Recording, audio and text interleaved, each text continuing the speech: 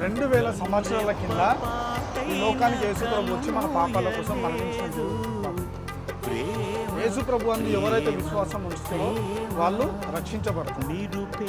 ఇదే జీవితం కాదు, మరణించిన తర్వాత ఇంకో జీవితం లేదు. ఫస్ట్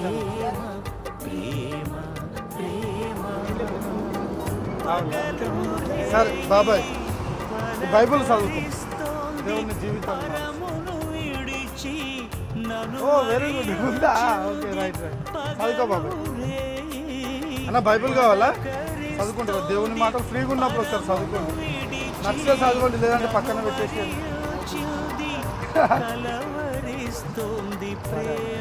2000 సంవత్సరాల కింద యేసుప్రభు మన పాపాల కోసం మరణించిన దేవుడు.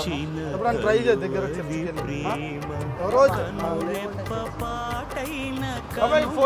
ఫోన్ పే చేస్తాను.